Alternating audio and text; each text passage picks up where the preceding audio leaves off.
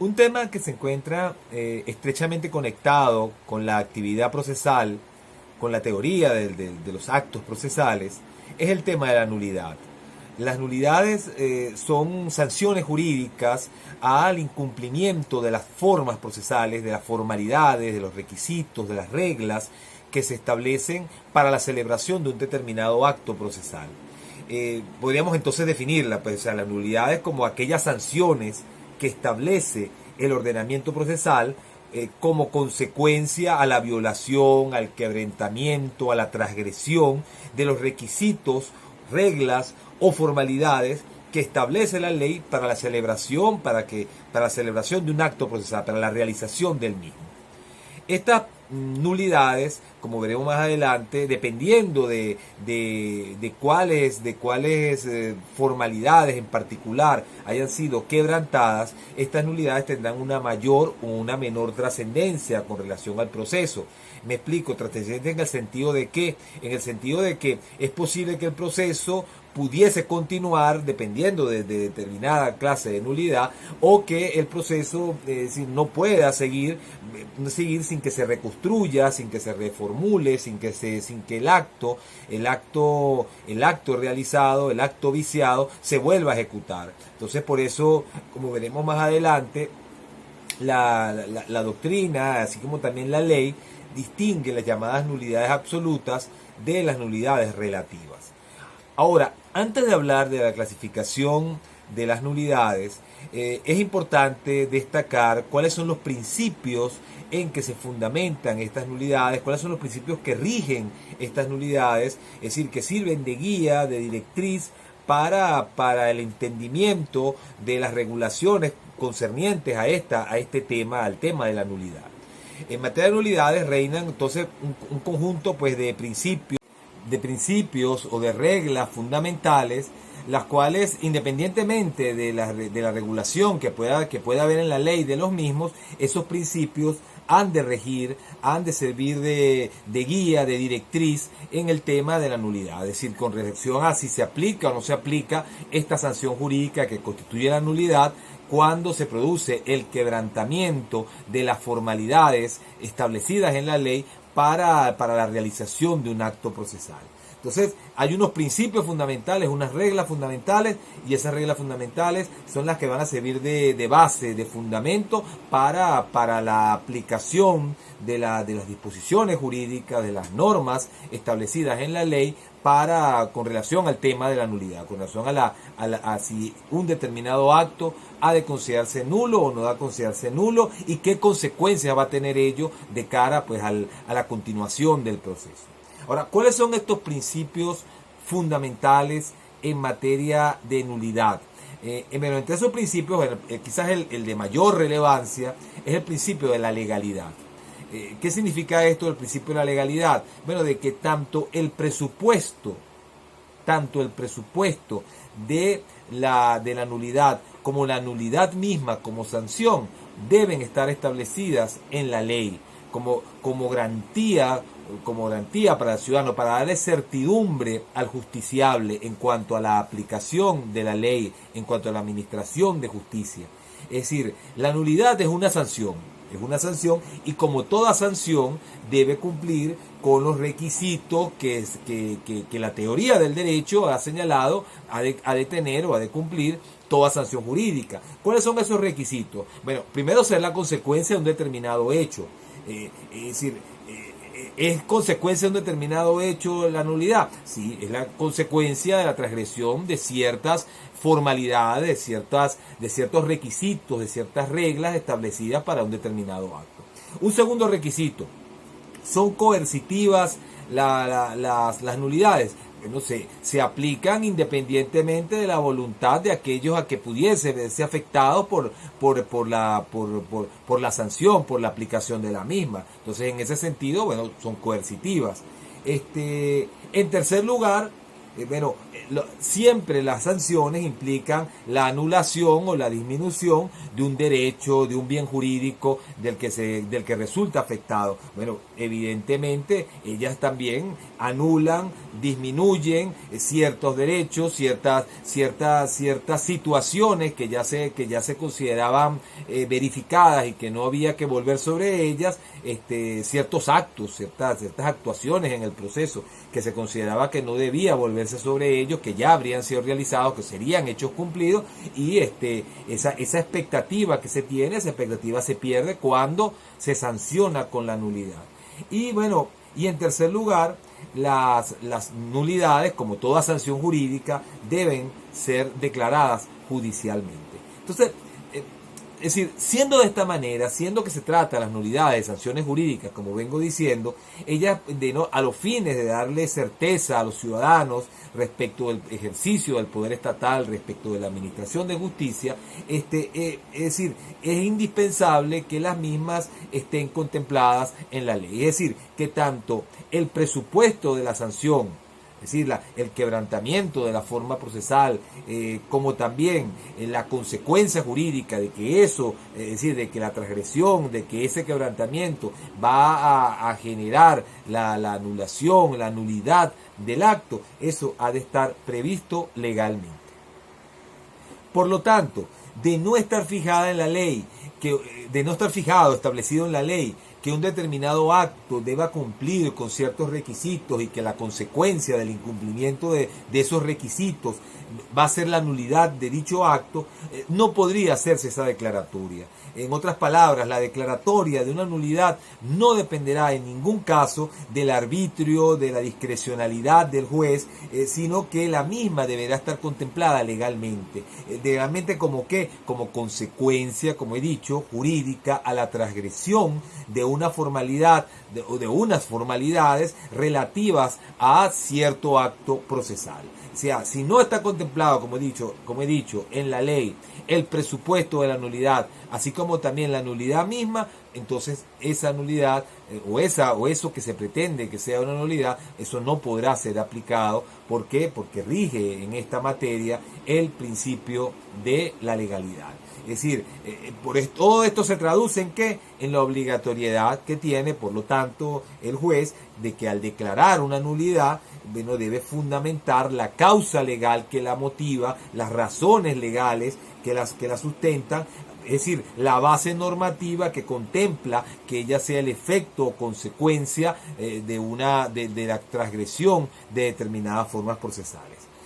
Es importante pues destacar que no solo serán causa de nulidad el incumplimiento o la violación de requisitos o formalidades propias de un acto procesal, sino también el de aquellos que resultan indispensables para la constitución de una relación procesal válida o en general que representan el quebrantamiento de garantías inherentes al debido proceso. O sea, es decir, cuando yo hablo de nulidad, la nulidad no solamente podría entonces estar vinculada al acto mismo, a las formalidades del acto, sino también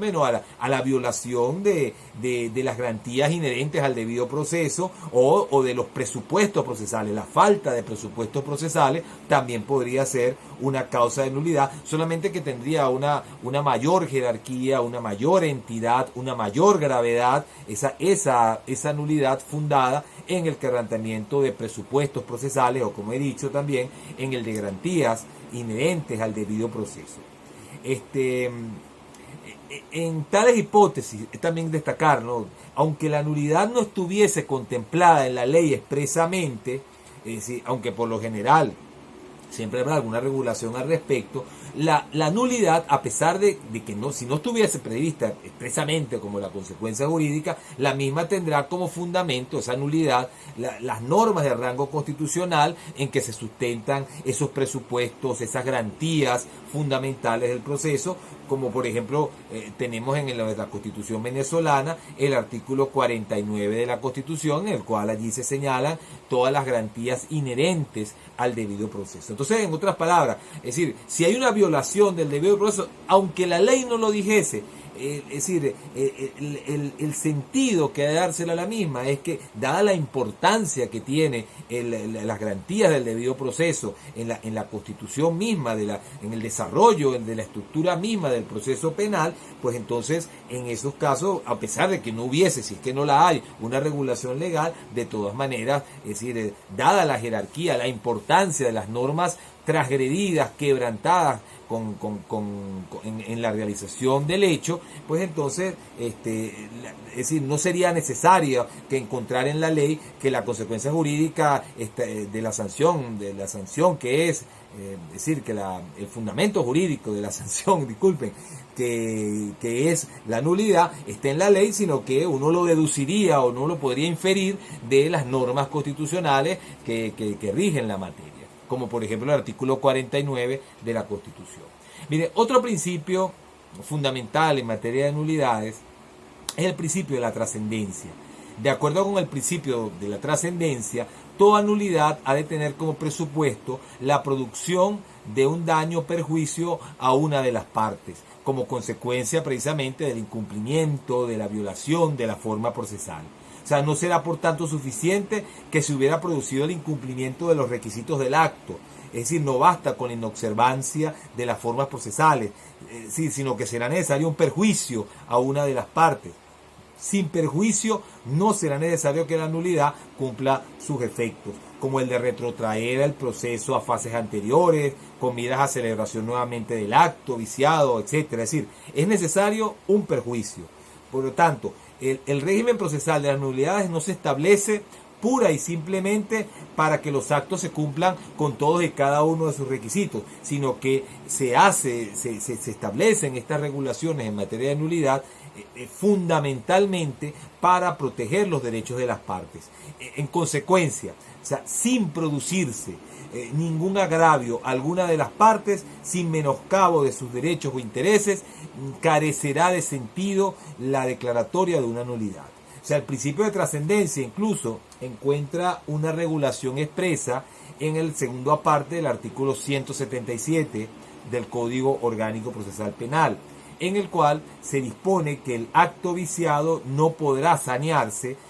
o sea, es decir, no podrá remediarse el vicio del acto cuando no modifique de ninguna manera el desarrollo del proceso ni produzca perjuicio alguno a los interesados en el proceso.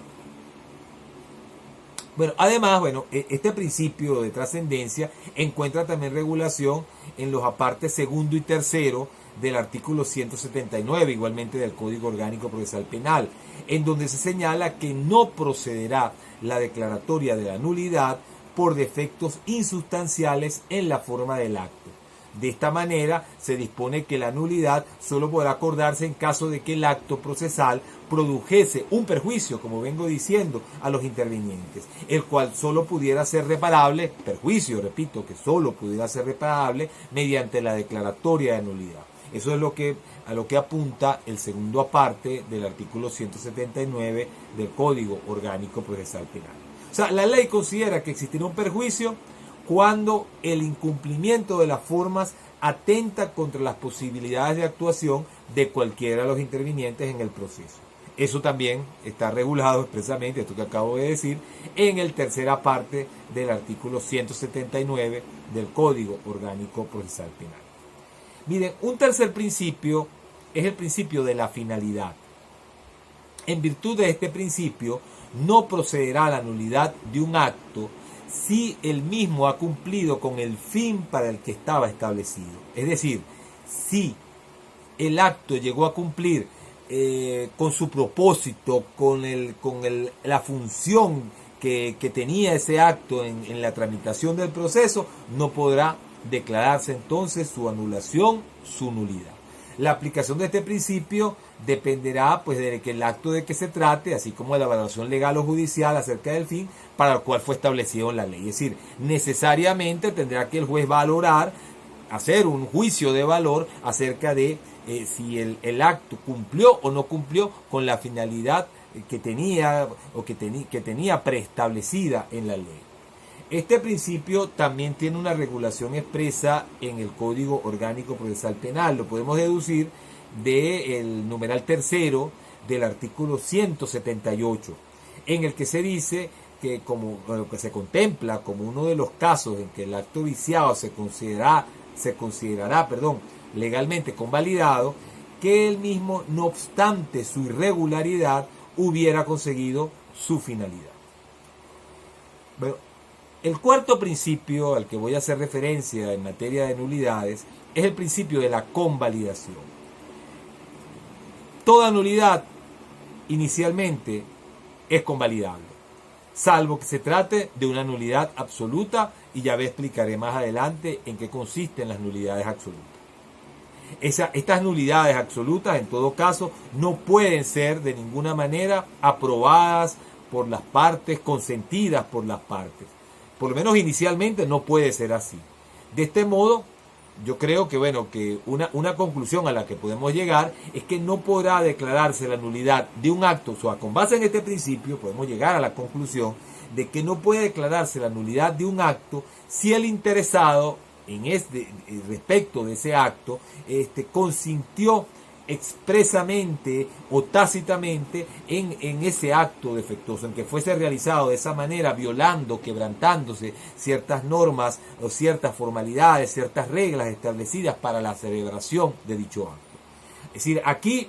rige entonces lo que llaman el principio general, según el cual nadie puede alegar su propia torpeza, nemo auditur propiam turpitudinem allegans. Esto entonces es básico. O sea, si usted aceptó que el acto se realizase de esa manera, violándose ciertas formalidades que debía tener el acto, pues usted no puede alegar su propia torpeza, decir, entonces no, es que eso es nulo, a menos que se trate, ya veremos más adelante, de una nulidad absoluta, caso en el cual, habrá que analizar si realmente el acto fue consentido o no fue consentido, si la persona tuvo o no tuvo conocimiento, y de esa manera, se determinará si efectivamente procede o no procede en el caso concreto la nulidad. Con esto lo que quiero decir es que, dependiendo del punto de vista que se mire, toda nulidad podría ser eventualmente convalidada, incluso una nulidad absoluta, aunque no de la misma manera que las nulidades relativas, en las que habría una mayor disponibilidad de las partes. Eso es lo que trato de alguna manera de decir. Una nulidad absoluta no podría, al menos también inicialmente, ser declarada judicialmente, luego de que se dictare una decisión con autoridad de cosa juzgada. O sea, por ejemplo, si hay una decisión que ha adquirido condición de cosa juzgada, pues esa nulidad ya no podría tener efectos. Esto será pues como una excepción a los casos de la nulidad, señalados como motivos del recurso de revisión, el cual únicamente podrá ser interpuesto. Es decir, la excepción a esto que acabo de decir sería únicamente el recurso de revisión, o sea, los supuestos o los presupuestos del recurso de revisión, que está regulado en el artículo 462 y siguientes del Código Orgánico. Pero si no fuese el caso de los presupuestos, repito, del recurso de revisión, o sea, si ya ha pasado en autoridad de cosa juzgada una decisión y esa decisión se basa en un acto procesal que inicialmente estuvo viciado, incluso por una nulidad absoluta, pues entonces ese acto ya no podrá ser reconstruido, ese acto ya no podrá ser saneado, ese acto ya no podrá ser anulado, si ya hay una decisión que ha pasado en autoridad de cosa juzgada, a menos, como les dije, que se trate de las hipótesis del recurso de revisión, y entonces en ese caso podrá ejercer dicho recurso el imputado o su defensor, para precisamente lograr la nulidad de una decisión, de una sentencia definitiva que ha pasado, condenatoria, que ha pasado en autoridad de cosa juzgada en contra del imputado. De principios o de reglas fundamentales, las cuales, independientemente de la regulación que pueda haber en la ley de los mismos, esos principios han de regir, han de servir de guía, de directriz en el tema de la nulidad, es decir, con relación a si se aplica o no se aplica esta sanción jurídica que constituye la nulidad cuando se produce el quebrantamiento de las formalidades establecidas en la ley para la realización de un acto procesal. Entonces, hay unos principios fundamentales, unas reglas fundamentales, y esas reglas fundamentales son las que van a servir de base, de fundamento para la aplicación de las disposiciones jurídicas, de las normas establecidas en la ley con relación al tema de la nulidad, con relación a si un determinado acto ha de considerarse nulo o no ha de considerarse nulo, y qué consecuencias va a tener ello de cara pues a la continuación del proceso. Ahora, ¿cuáles son estos principios fundamentales en materia de nulidad? Entre esos principios, bueno, quizás el de mayor relevancia es el principio de la legalidad. ¿Qué significa esto del principio de la legalidad? Bueno, de que tanto el presupuesto de la nulidad como la nulidad misma como sanción deben estar establecidas en la ley como garantía para el ciudadano, para darle certidumbre al justiciable en cuanto a la aplicación de la ley, en cuanto a la administración de justicia. Es decir, la nulidad es una sanción, y como toda sanción debe cumplir con los requisitos que la teoría del derecho ha señalado ha de tener o ha de cumplir toda sanción jurídica. ¿Cuáles son esos requisitos? Bueno, primero, ser la consecuencia de un determinado hecho. Es decir, ¿es consecuencia de un determinado hecho la nulidad? Sí, es la consecuencia de la transgresión de ciertas formalidades, de ciertos requisitos, de ciertas reglas establecidas para un determinado acto. Un segundo requisito: ¿son coercitivas las nulidades? Bueno, se aplican independientemente de la voluntad de aquellos a que pudiese verse afectados por la sanción, por la aplicación de la misma. Entonces, en ese sentido, bueno, son coercitivas. En tercer lugar, siempre las sanciones implican la anulación o la disminución de un derecho, de un bien jurídico del que resulta afectado. Bueno, evidentemente ellas también anulan, disminuyen ciertos derechos, ciertas situaciones que ya se consideraban verificadas y que no había que volver sobre ellas, ciertos actos, ciertas actuaciones en el proceso que se consideraba que no debía volverse sobre ellos, que ya habrían sido realizados, que serían hechos cumplidos, y esa expectativa que se tiene, esa expectativa se pierde cuando se sanciona con la nulidad. Y bueno, y en tercer lugar, las nulidades, como toda sanción jurídica, deben ser declaradas judicialmente. Entonces, es decir, siendo de esta manera, siendo que se trata de las nulidades de sanciones jurídicas, como vengo diciendo, ellas a los fines de darle certeza a los ciudadanos respecto del ejercicio del poder estatal, respecto de la administración de justicia, es decir, es indispensable que las mismas estén contempladas en la ley. Es decir, que tanto el presupuesto de la sanción, es decir, el quebrantamiento de la forma procesal, como también la consecuencia jurídica de que eso, es decir, de que la transgresión, de que ese quebrantamiento va a generar la anulación, la nulidad del acto, eso ha de estar previsto legalmente. Por lo tanto, de no estar fijada en la ley, de no estar establecido en la ley, que un determinado acto deba cumplir con ciertos requisitos y que la consecuencia del incumplimiento de esos requisitos va a ser la nulidad de dicho acto, no podría hacerse esa declaratoria. En otras palabras, la declaratoria de una nulidad no dependerá en ningún caso del arbitrio, de la discrecionalidad del juez, sino que la misma deberá estar contemplada legalmente. Legalmente, ¿como qué? Como consecuencia, como he dicho, jurídica a la transgresión de una formalidad o de unas formalidades relativas a cierto acto procesal. O sea, si no está contemplado, como he dicho, en la ley, el presupuesto de la nulidad, así como también la nulidad misma, entonces esa nulidad o eso que se pretende que sea una nulidad, eso no podrá ser aplicado. ¿Por qué? Porque rige en esta materia el principio de la legalidad. Es decir, todo esto se traduce en ¿qué? En la obligatoriedad que tiene, por lo tanto, el juez de que al declarar una nulidad, bueno, debe fundamentar la causa legal que la motiva, las razones legales que la sustentan, es decir, la base normativa que contempla que ella sea el efecto o consecuencia de la transgresión de determinadas formas procesales. Es importante pues destacar que no solo serán causa de nulidad el incumplimiento o violación de requisitos o formalidades propias de un acto procesal, sino también el de aquellos que resultan indispensables para la constitución de una relación procesal válida o en general que representan el quebrantamiento de garantías inherentes al debido proceso. O sea, es decir, cuando yo hablo de nulidad, la nulidad no solamente podría entonces estar vinculada al acto mismo, a las formalidades del acto, sino también bueno, a la violación de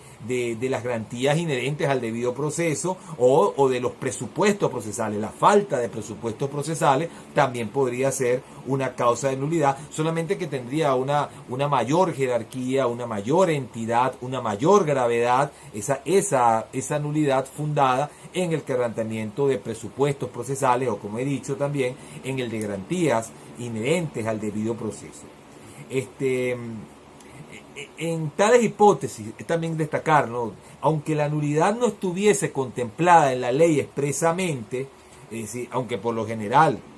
siempre habrá alguna regulación al respecto, la nulidad, a pesar de que si no estuviese prevista expresamente como la consecuencia jurídica, la misma tendrá como fundamento esa nulidad las normas de rango constitucional en que se sustentan esos presupuestos, esas garantías fundamentales del proceso, como por ejemplo tenemos en la Constitución venezolana el artículo 49 de la Constitución, en el cual allí se señalan todas las garantías inherentes al debido proceso. Entonces, en otras palabras, es decir, si hay una violación del debido proceso, aunque la ley no lo dijese, es decir, el sentido que ha de dársela a la misma es que, dada la importancia que tiene las garantías del debido proceso en la constitución misma, en el desarrollo de la estructura misma del proceso penal, pues entonces en esos casos, a pesar de que no hubiese, si es que no la hay, una regulación legal, de todas maneras, es decir, dada la jerarquía, la importancia de las normas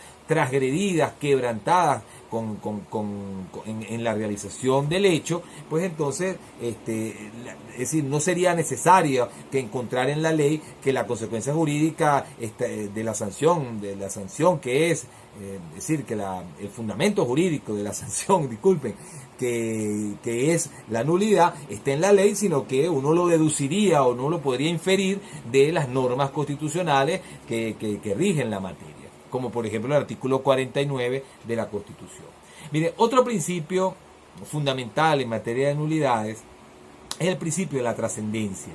De acuerdo con el principio de la trascendencia, toda nulidad ha de tener como presupuesto la producción de un daño o perjuicio a una de las partes, como consecuencia precisamente del incumplimiento, de la violación de la forma procesal. O sea, no será por tanto suficiente que se hubiera producido el incumplimiento de los requisitos del acto. Es decir, no basta con la inobservancia de las formas procesales, sino que será necesario un perjuicio a una de las partes.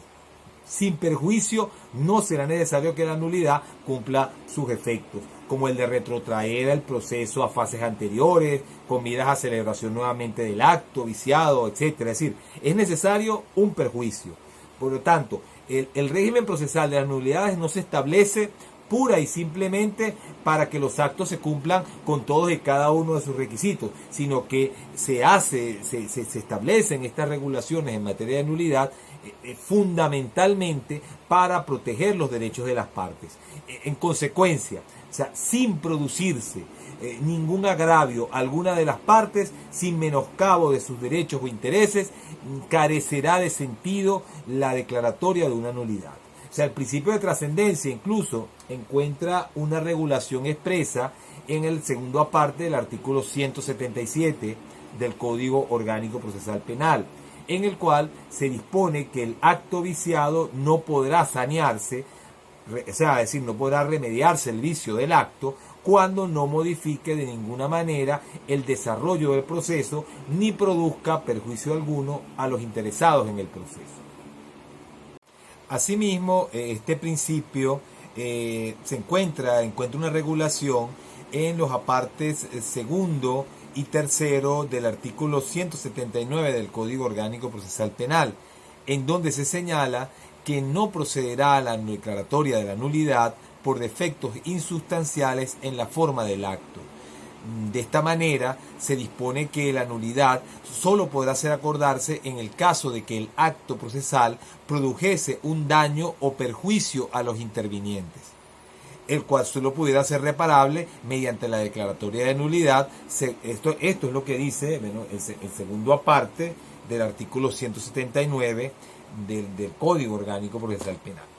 En cuanto a lo que debe entenderse como un perjuicio, la ley considera que existirá el mismo cuando el incumplimiento de las formas atenta contra las posibilidades de actuación de cualquiera de los intervenientes en el proceso. Esto lo dice de manera expresa el artículo 179 del Código Orgánico Procesal Penal. Es decir, que este artículo, por lo tanto, regularía también este principio al que vengo haciendo referencia. Si esto lo dice, repito, el penúltimo parte, dice, existe perjuicio cuando la inobservancia de las formas procesales atenta contra las posibilidades de actuación de cualquiera de los intervinientes en el procedimiento. Otro principio básico, otro principio fundamental en esta materia es el principio de la finalidad. En virtud de este principio, no procederá la nulidad de un acto si el mismo ha cumplido el fin para el que estaba establecido en la ley. O sea, si un acto ha cumplido con su finalidad, pues ese acto no podría ser anulado. Esa sería la regla que surgiría de este principio. O sea, si el acto llegó a cumplir su propósito, no podrá declararse su anulación. La aplicación de este principio dependerá, claro, del acto de que se trate, de la naturaleza del mismo, en la estructura propia del proceso, así como también va a depender de la valoración que haga la ley o que la valoración que haga el juez acerca de si el dicho acto cumplió o no con el fin para el cual estaba establecido en la estructura del proceso, desde el punto de vista legal, en la estructura del proceso. Esta valoración, como he dicho, entonces estará relacionada estrictamente con la cuestión de si en el caso concreto, si en ese caso en particular, el acto cumplió o no con la finalidad que tenía establecida en la ley. Este principio tiene también su regulación en el artículo 178 del Código Orgánico Procesal Penal, en el numeral tercero. Dice este artículo, salvo los casos de nulidad absoluta, los actos anulables quedarán convalidados en los siguientes casos. Entonces dice el numeral tercero, si no obstante la irregularidad, el acto ha conseguido su finalidad. Fíjense que el artículo 178 habla de convalidación. Esto se relaciona también con otro principio fundamental en esta materia de nulidades, que es el principio de la convalidación. ¿En qué consiste este principio? Bueno, de acuerdo con este postulado, como su nombre lo indica, toda nulidad es convalidable. Es convalidable, sí, es decir, como he dicho, o sea, toda nulidad, incluso desde el punto de vista que se mire, hasta una nulidad absoluta podría ser convalidable. Claro, con esto estoy diciendo quizás a lo mejor algo que pudiera considerarse una herejía, pero bueno, yo digo que dependiendo del punto de vista, es decir, aunque la mayoría consideran de que las nulidades absolutas no pueden ser convalidadas, no pueden ser consentidas por la persona que se viera afectada por la misma. Bueno, yo creo que eso va a depender del punto de vista que se mire, como lo vamos a ver más adelante, como lo voy a incluso ejemplificar un poco más adelante. Ahora bien, o sea, en lo que respecta a este principio de la convalidación, o sea, lo que puede decirse es que no podrá declararse la nulidad de un acto si el interesado consintió expresa o tácitamente en el acto defectuoso, en la realización del acto,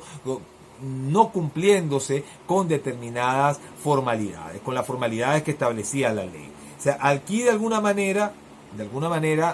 con este principio, estaría rigiendo otro principio más, que es otro principio general del derecho, según el cual nadie puede alegar su propia torpeza. O sea, nemo auditur propiam turpitudinem, creo que decía ese. O sea, nadie puede alegar su propia. Nemo auditur propiam turpitudinem allegans. Es decir, nadie puede alegar su propia torpeza. O sea, si usted aceptó, si usted consintió un acto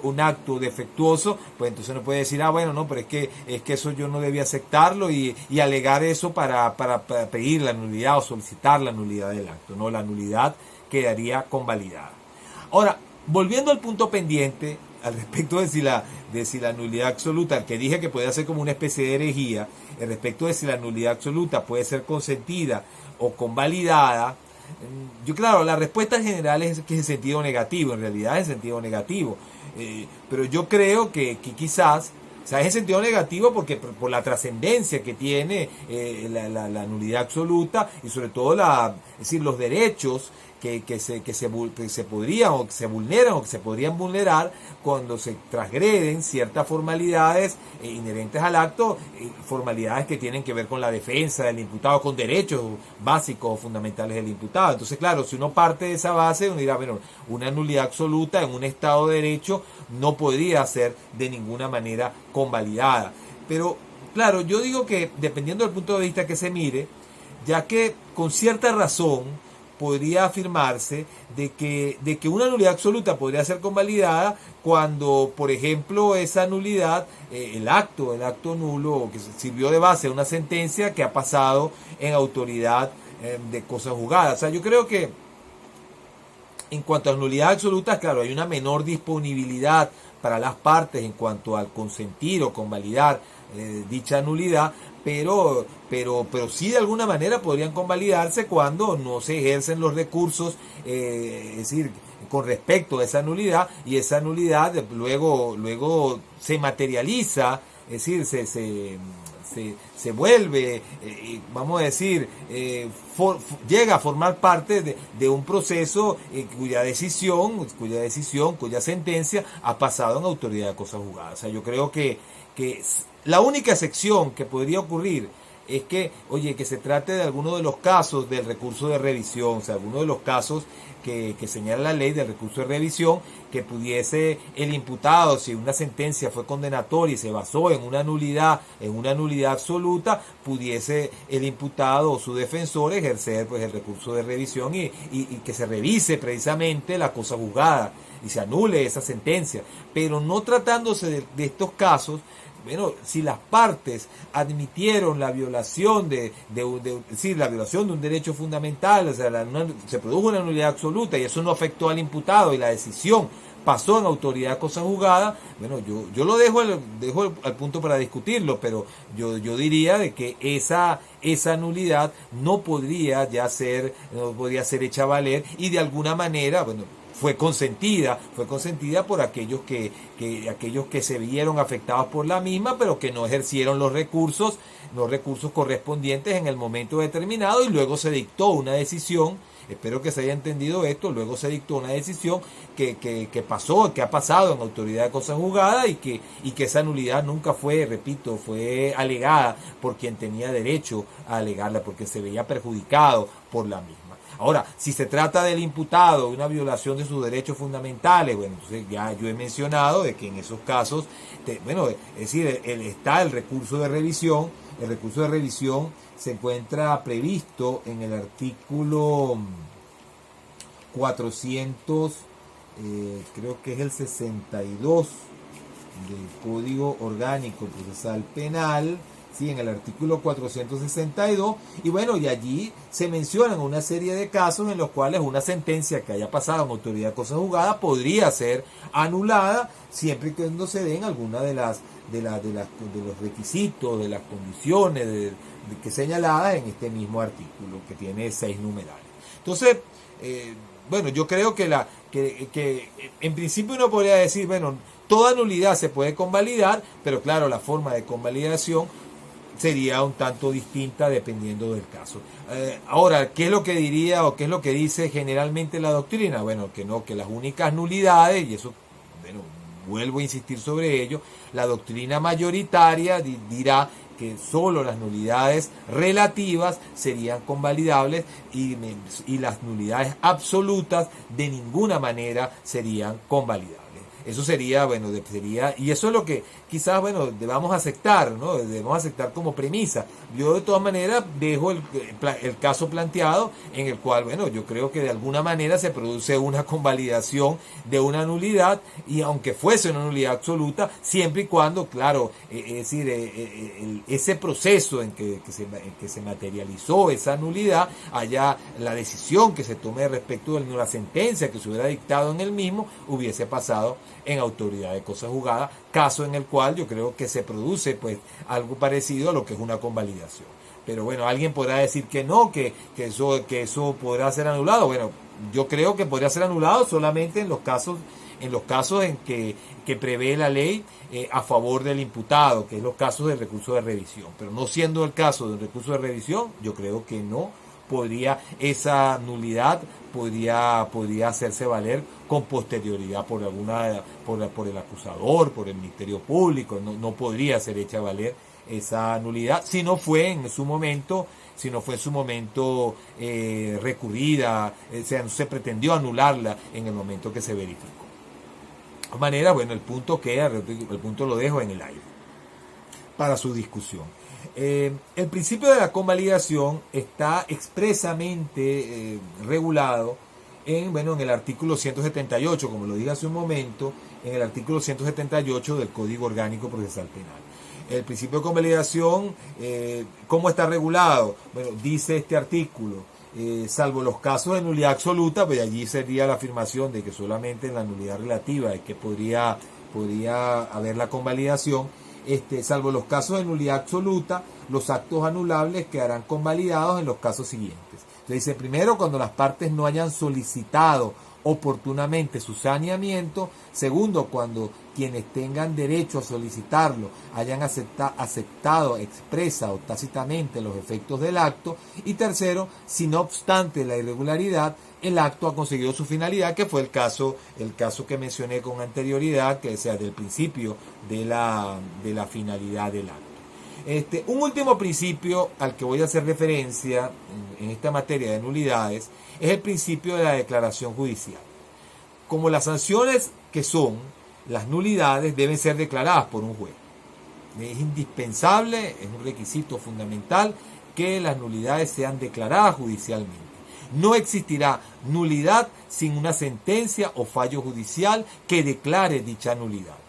Así, por lo tanto, en toda clase de nulidad será indispensable una declaratoria judicial. Más adelante, veremos que las nulidades pueden ser absolutas, pueden ser relativas, y que en ambas tendrá que haber, por lo tanto, con lo que acabo de decir, una decisión judicial. Solamente que esa decisión judicial, y ahí viene la diferencia, tendrá distintos efectos dependiendo de si se trata de una nulidad absoluta o si se trata de una nulidad relativa. Cuando se trata de una nulidad absoluta, cuando la nulidad sea una nulidad absoluta, se tratará por lo tanto de la anulación del acto, por completo ha de desaparecer ese acto que produjo ese efecto de la nulidad absoluta, pero porque ese acto habría sido nulo desde el principio, siendo nulo, sería nulo desde el principio. De esta forma, los efectos de él también tendrían que desaparecer. Cuando yo anulo el acto que no existió, que no debió existir, porque fue la causa de la nulidad, hace que ab initio se considera que el acto no habría existido, pues entonces todos los actos que dependan de él, que sean efecto o consecuencia de él, pues también han de desaparecer. Ese sería un efecto fundamental que tendría la nulidad absoluta, a diferencia de la nulidad relativa, o como diferencia que pudiera tener de la nulidad relativa. En estos casos de nulidad absoluta, la sentencia será una sentencia mero declarativa,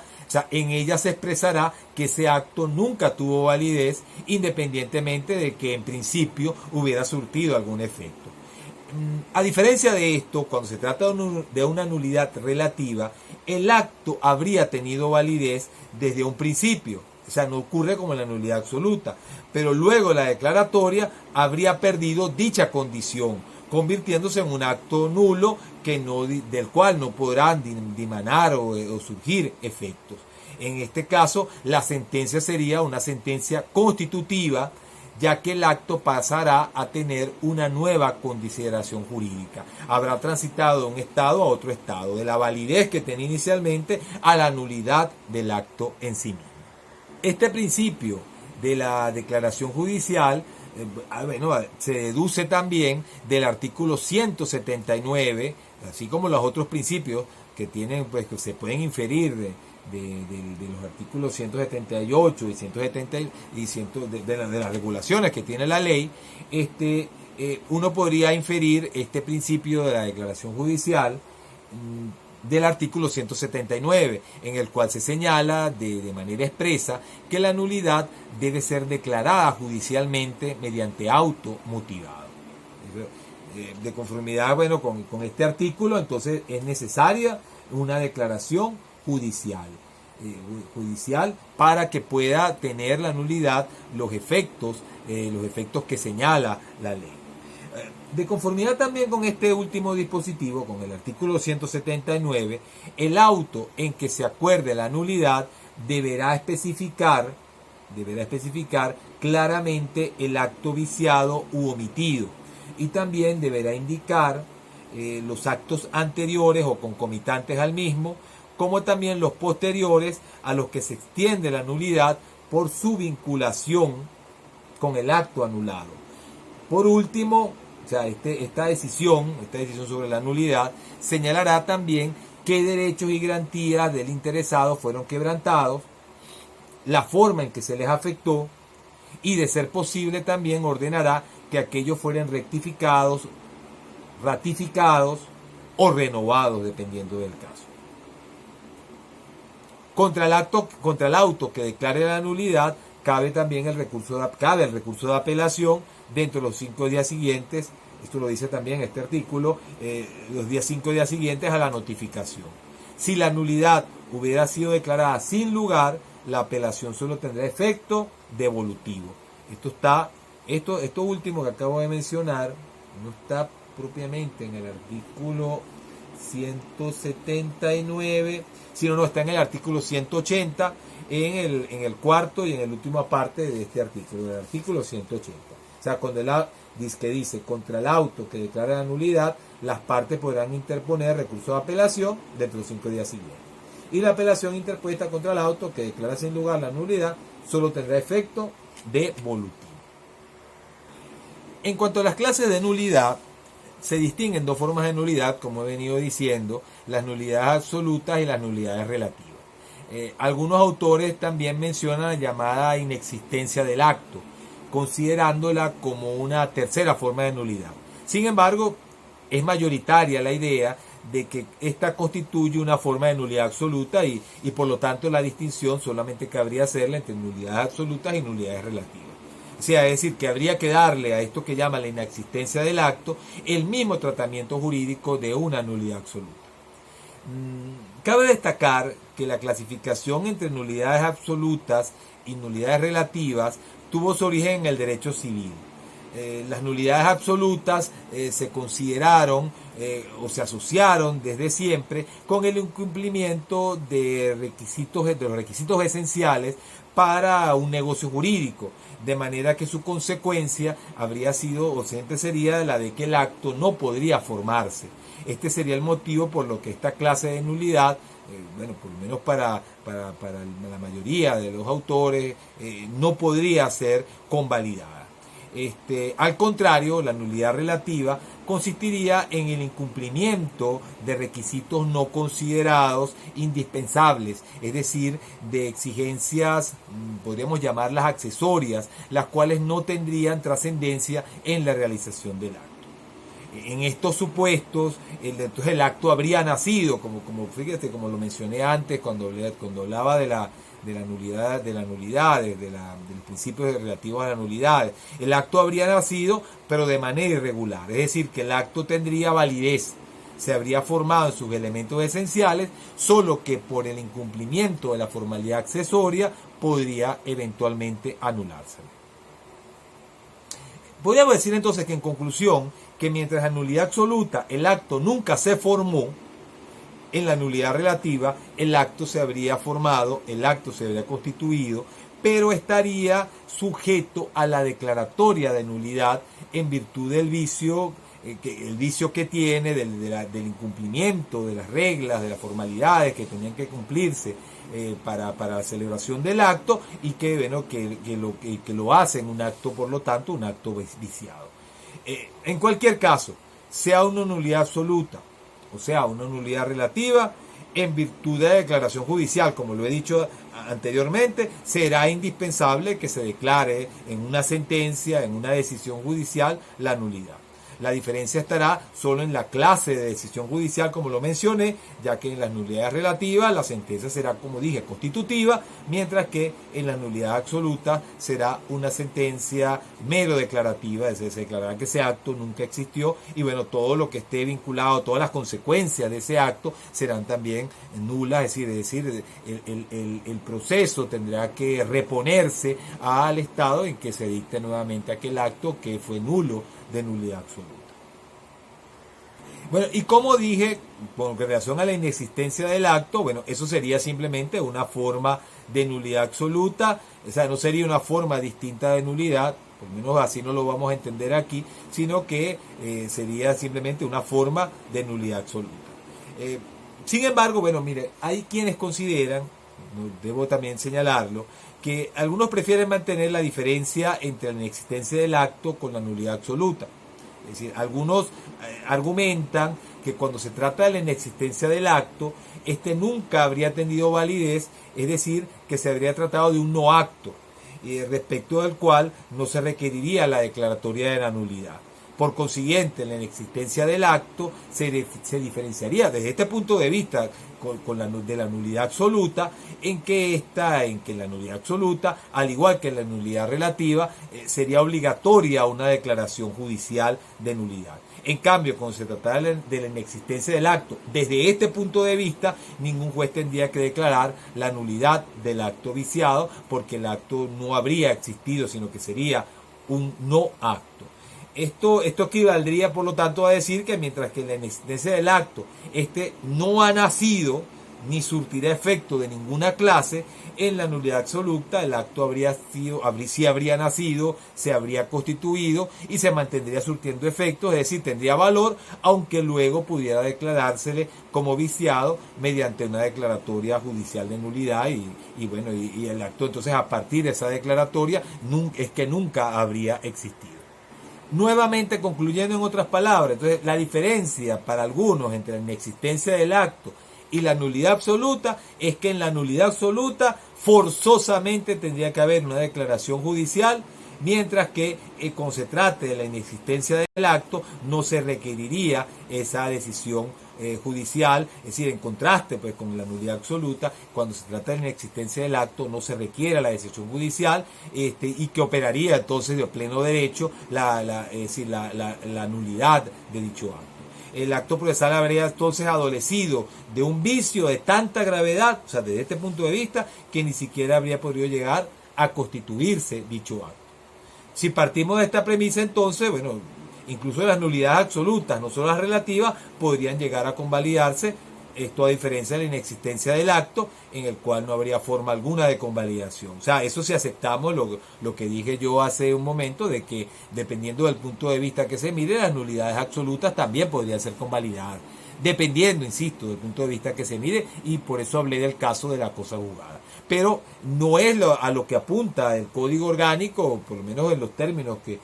que se vale en los artículos 178 y 179, no es a lo que apunta, ni a lo que apunta la doctrina mayoritaria, pero yo creo que es importante tenerlo en consideración, porque de una manera u otra es una forma también de convalidación cuando no se ejercen los recursos correspondientes y llega un momento que se toma una decisión que adquiera la condición de cosa juzgada. Claro, si uno acepta la diferencia entre inexistencia del acto y la nulidad absoluta, claro, eso podría entonces conducir, bueno, con base en lo que acabo de señalar, en que los casos de inexistencia del acto siempre podrían ser invocados, incluso existiendo cosa juzgada. Esto no ocurriría con las nulidades absolutas ni con las nulidades relativas, las cuales tendrían términos o plazos para ser declaradas, y en caso de no ser así o producirse una decisión que tuviera el efecto de cosa juzgada, las mismas pasarían a estar entonces, entre comillas, convalidadas, salvo las excepciones que mencioné, que contempla la ley, especialmente las que tienen que ver, como dije, con el recurso de revisión. En cuanto a la definición, fíjense, el Código Orgánico Procesal Penal define las nulidades absolutas,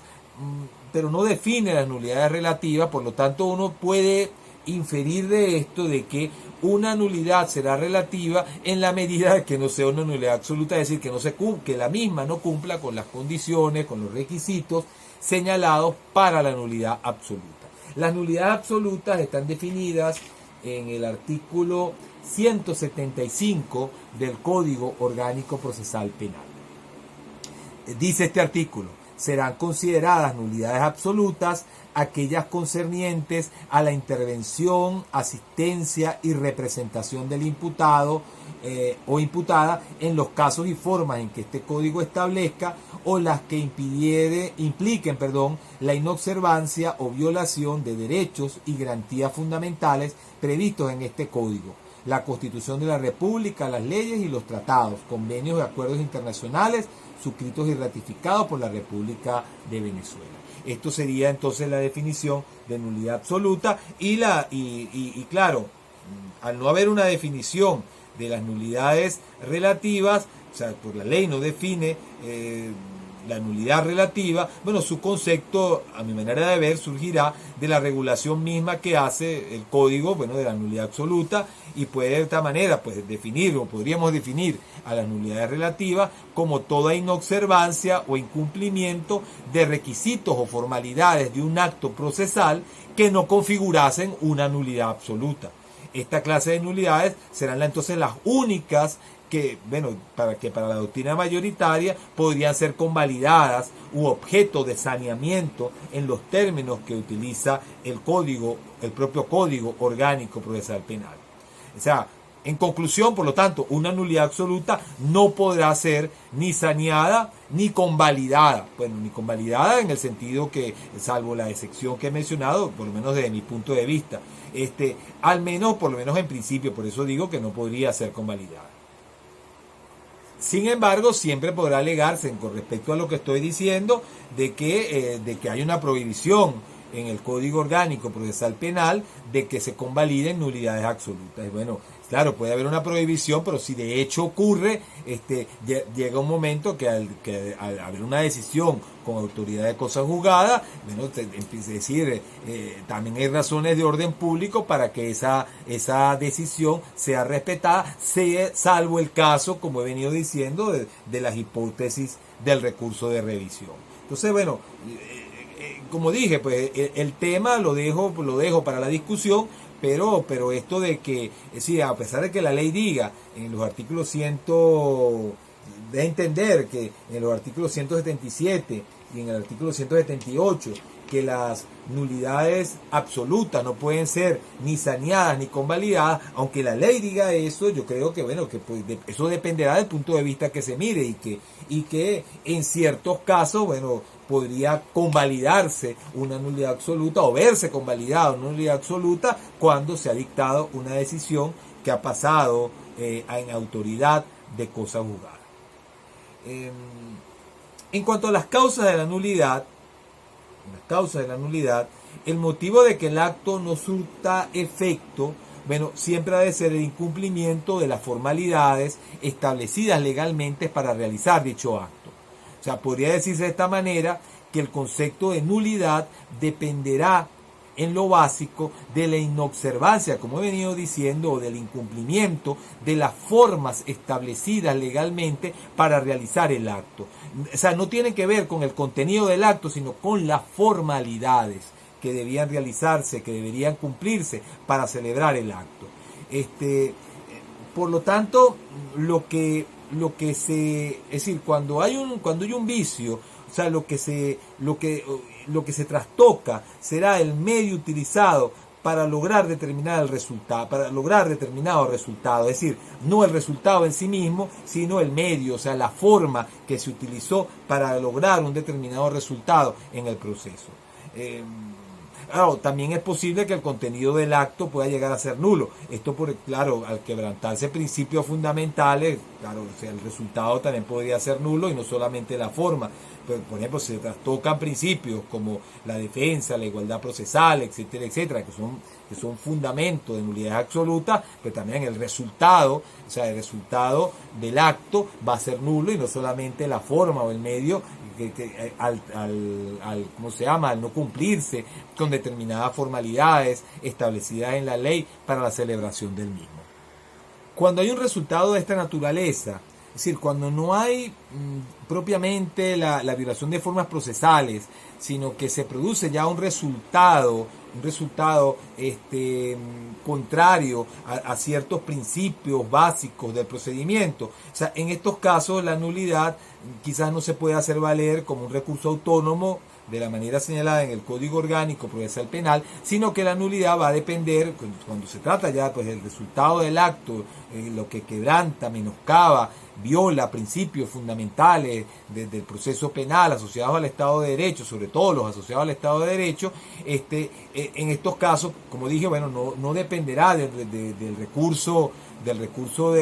o sea, no podrá hacerse valer la nulidad mediante el recurso que establece la ley, que establece el código al respecto de la misma, sino que dependerá del ejercicio de otros recursos como la apelación o como el recurso de casación. Es decir, que se podrá hacer valer la nulidad, pero de otra manera distinta. Es decir, una cosa es la nulidad procesal como un recurso exclusivo o específico, y otra cosa es que se pueda lograr la nulidad por otros medios procesales como el recurso de apelación o el recurso de casación. Bueno, vamos a terminar esta clase hablando de los efectos de la nulidad, así como también diciendo algunas cosas con relación al saneamiento y a la convalidación, cosas que ya, temas sobre los cuales ya he hablado con anterioridad, pero bueno, que quisiera quizás puntualizar algunas cosas de cara a lo que dice el código, es decir, a describir un poco lo que dice el código con relación a estos institutos, es decir, a la nulidad, como ya he dicho, como también al saneamiento y a la convalidación. En cuanto a los efectos de la nulidad, bueno, hay una máxima del derecho romano, que yo creo que es importante tenerla en consideración, que dice que nullum est quod nullum effectum producit. O sea, esto significa que cuando un acto es declarado nulo, no surtirá efectos jurídicos. Este es el efecto principal de la nulidad. El acto anulado no tendrá validez alguna, no continuará produciendo efectos jurídicos, como tampoco los actos posteriores al mismo que procedieren o fueran dependientes de aquel, que fueran su consecuencia de aquel. Esto de acuerdo, bueno, a lo que reza el artículo 180 del Código Orgánico Procesal Penal.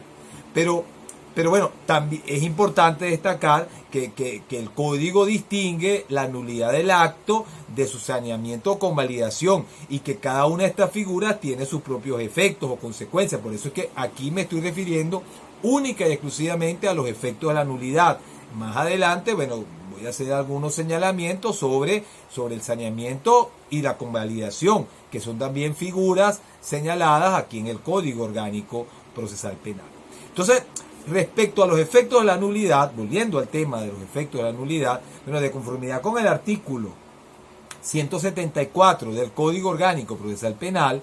por principio general, un acto viciado de nulidad no podrá ser apreciado como fundamento de una decisión judicial, ni tampoco utilizado como presupuesto de ella, a menos que hubiese sido saneado o convalidado en el caso concreto. Por lo tanto, cuando un acto está viciado de nulidad,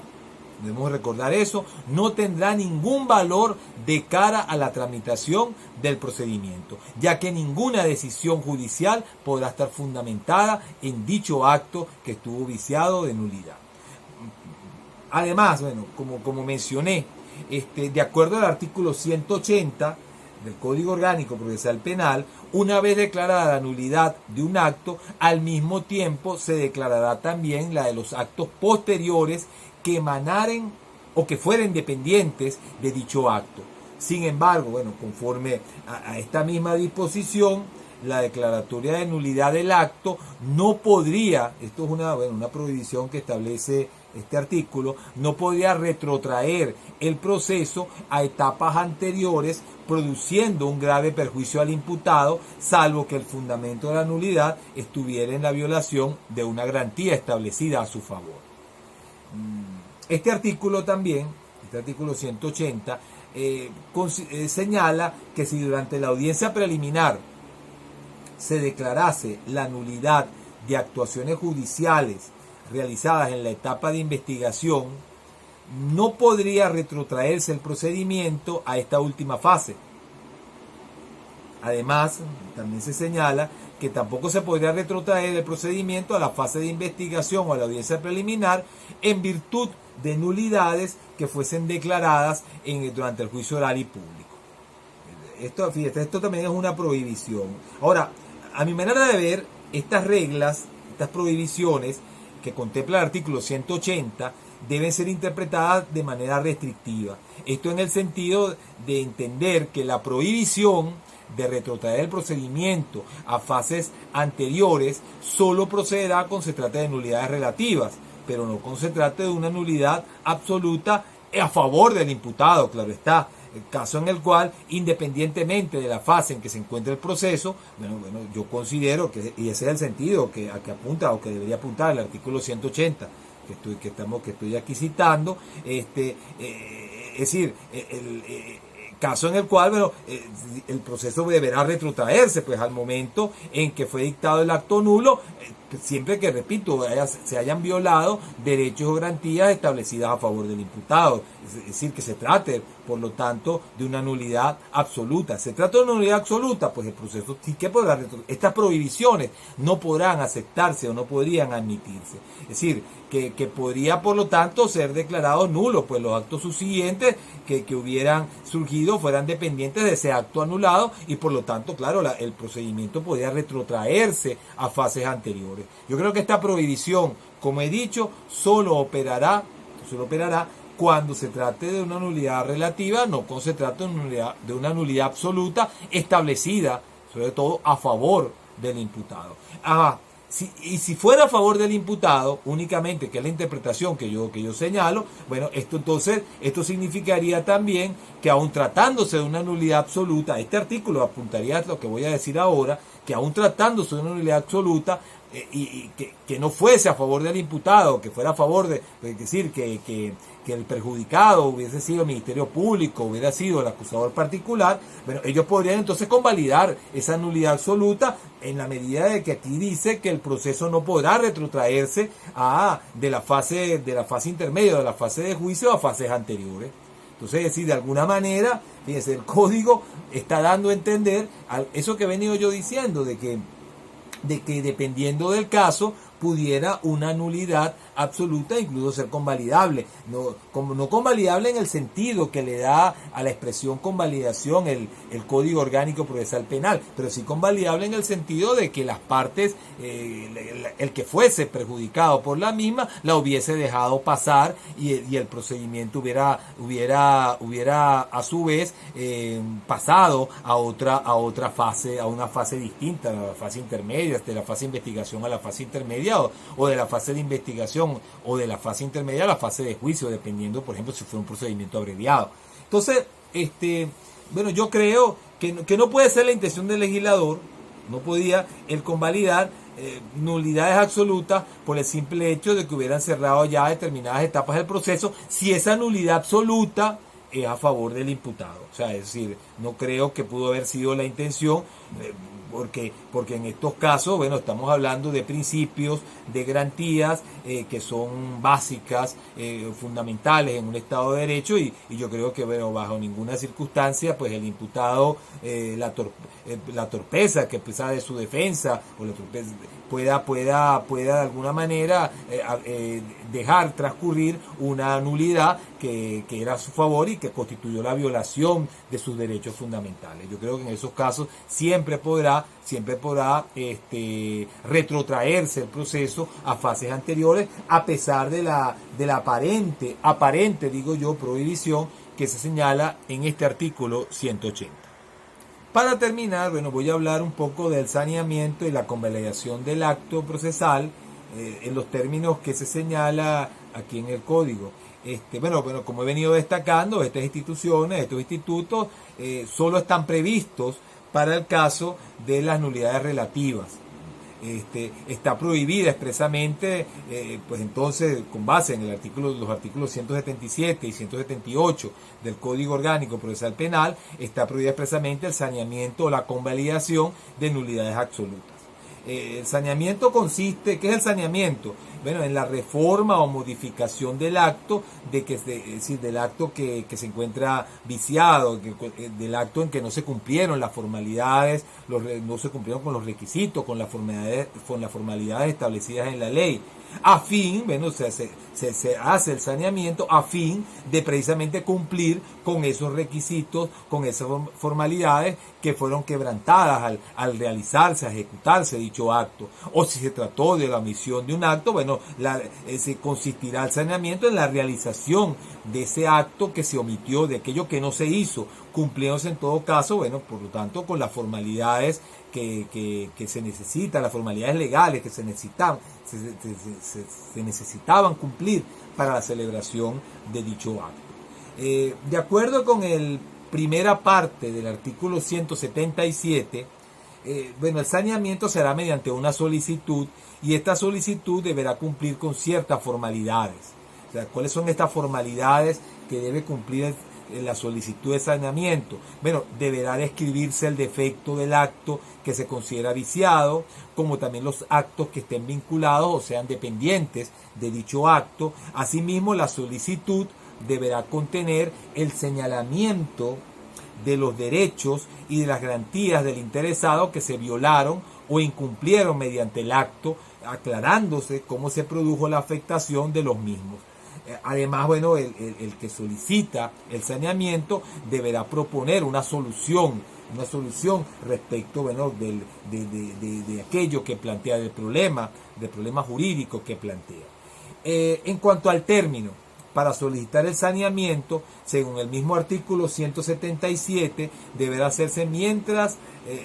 se realice el acto, es decir, en forma concomitante con su ejecución o hasta dentro de los 3 días posteriores a la celebración del acto. Por último, si fuera el caso de que la nulidad no pudiera haber sido conocida durante el plazo que he mencionado, se establece que el interesado podrá solicitar el saneamiento también dentro de las 24 horas a partir de que tuviera conocimiento de la nulidad.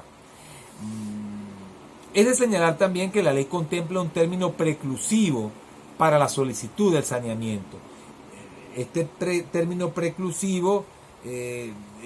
bueno, se dice acá, es en ningún caso se admitirá la solicitud cuando se trate de actuaciones verificadas en la fase de investigación o después de la audiencia preliminar. En este caso, la reclamación sería, la solicitud, bueno, que de saneamiento sería inadmisible. Igualmente, la solicitud de saneamiento será inadmisible en caso de que fuere extemporánea o que no cumpliese con los requisitos que se exigen legalmente para la solicitud, o sea, lo del señalamiento, del defecto, los actos que fueron afectados, etcétera, etcétera. En este caso, contra la declaratoria de inadmisibilidad no procederá recurso alguno. Esto lo señala el artículo 177 de la última parte del artículo 177 del Código Orgánico Procesal Penal. Por último, en lo que respecta a la convalidación, como expliqué en su momento, las nulidades relativas son convalidables. Bueno, el punto de si las nulidades absolutas no lo son, bueno, ahí tengo todas las de perder, pero bueno, la ley dice que no lo son, pero yo he venido diciendo, bueno, de que dependiendo del punto de vista que se mire, si podrían serlo. Incluso he asomado algunos argumentos, incluso dentro del mismo artículo de las mismas regulaciones de la convalidación y del saneamiento, bueno, he extraído algunos argumentos a favor de que podría convalidarse una nulidad absoluta, por lo menos en los términos que utiliza incluso el legislador en estos artículos 179 y 180 del Código Orgánico Procesal Penal. Pero bueno, quedándome con la posición, podemos decir, ortodoxa, o la que sostiene la mayoría, bueno, entonces la convalidación solamente procede o procederá cuando se trate de una nulidad relativa. Esto de la convalidación, bueno, como yo he dicho también, es un principio fundamental en materia de nulidades, o sea, que es el principio de convalidación que expliqué al principio de la clase, al comienzo de la clase. Existirá una convalidación cuando el interesado en la nulidad ratifica o confirma mediante sus actuaciones la validez del acto viciado. Es decir, cuando acepta su realización como válida, sea expresa o tácitamente. Esto, bueno, como dije, bueno, está regulado en los artículos 178 y en el artículo 179 también hay alguna regulación, pero está en el 178 donde se señalan los casos de convalidación de manera expresa. ¿Cuáles son esos casos? Bueno, cuando las partes no hayan solicitado oportunamente el saneamiento, cuando quienes tengan derecho a solicitar el saneamiento hayan aceptado expresa o tácitamente los efectos del acto, o cuando a pesar de la irregularidad del acto, el acto hubiese conseguido su finalidad. Bueno, con esto he terminado el tema de la nulidad, el tema de las nulidades. Bueno, he hecho, claro, un recuento muy apretado de este tema, vinculándolo con el tema anterior, que fue el de la actividad procesal. Y bueno, he destacado algunos puntos de vista que yo considero deben ser